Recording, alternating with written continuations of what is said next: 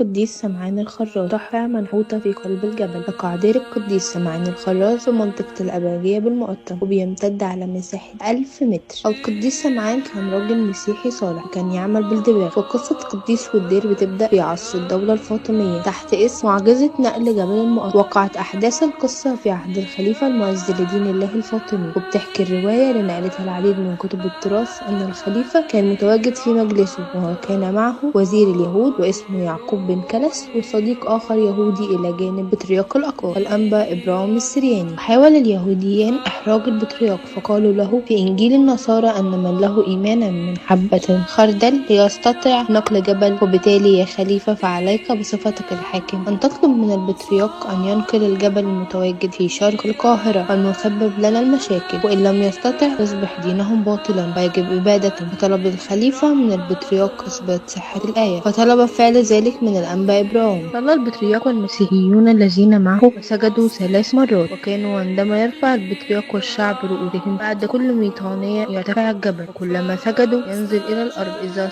صار أمامهم، وفعل ذلك حتى نقلوه. وقال الخليفة لقد أثبتتم أن إيمانكم حقيقي. دير القديس سمعان هو محفور في قلب الجبل، وساهم في إنشائه أبناء حارة الزبالين عام 1969، وذلك تنفيذا لقرار المحافظة، حيث كان لهم النصيب الأكبر في المساعدة ببناء وتشييد الدير وفقا للتصميم المخصص للمغارة الذي تم وضعه بواسطة مهندس معماري متميز، حيث قاموا بنقل ما يقرب من 2 مليون ونصف المليون حجر من الحجارة اللازمة للبناء. تم استكمال بناء الدير حتى أصبح بشكله الحالي. في عام 1974 تم العثور على رفاه ومقتنيات القديس سمعان. تم إنشاء المرقد الخاص به داخل الدير، ويضم الدير 6 كنائس، بينهم كاتدرائية العذراء والقديس سمعان، وهي أكبر كنيسة في مصر، حيث تستوعب 20,000 شخص، وبها 76 جدارية محفورة في أنحاء الجبل. 5 كنائس أخرى منهم هم كنيسة الأنبا شنودة، كنيسة الأنبا إبراهام، كنيسة الملاك وماري وحنا، كنيسة الأنبا بولا والأنبا أنطونيوس، كنيسة ماري مرقس. تعرض معا أهم 4 منهم. البداية مع كاتدرائية السيدة العذراء والقديس سمعان الخراز، وهي من أجمل الأماكن الأثرية في مصر. تم تسمية الكنيسة باسم السيدة العذراء والقديس سمعان الخراز تخليدا لمعجزة نقل جبل المقطم، حيث شيدت على مرحلتين. الأولى كانت عبارة عن مغارة صغيرة لا يزيد ارتفاع سقفها عن أرضيتها إلا بمتر واحد، كان يتردد عليها باستمرار الخدام للقيام باجتماعات صلاة وطلب عمل يد الله في الخدمة، وأثناء ذلك تم رفع الردم من أرضيتها وتسويتها وإعداد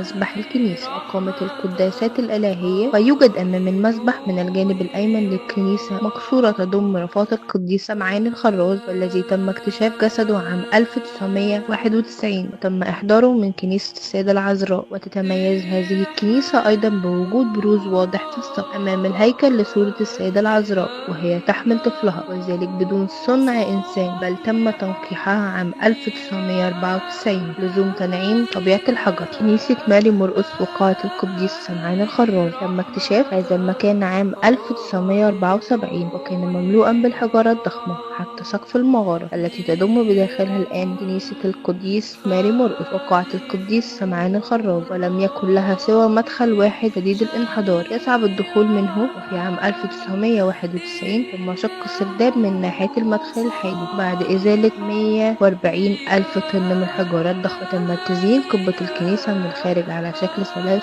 لوحات فنية رائعة مكونة من قطع الفسيفساء، وهي تمثل داس هام من الكتاب المقدس. أما الطابق الأعلى فيسمى قاعة القديس سمعان الخراز، وأعدت لتسع 2000 شخص. وتتميز هذه القاعة بعدة لوحات رائعة ومعبرة عن أحداث روحية في الكتاب المقدس. أكثرها تمييزا هي صورة السيد المسيح فاتحا ذراعيه منتظرا كل من يقبل إليه. كنيسة الأنبا بولا أول السواح، سميت هذه الكنيسة باسم الأنبا بولا أول السواح لما له من حياة روحية عميقة مع الله، منها الاختلاء بالجبل وسكن المغاير. وتم اكتشاف هذا المكان عام 1986، وذلك عن طريق الصدفة أثناء العمل، وتتميز بوجود 3 خوارز على نظام الكنيسة الأولى. وأقيمت أول صلاة القداس فيها عام 1991.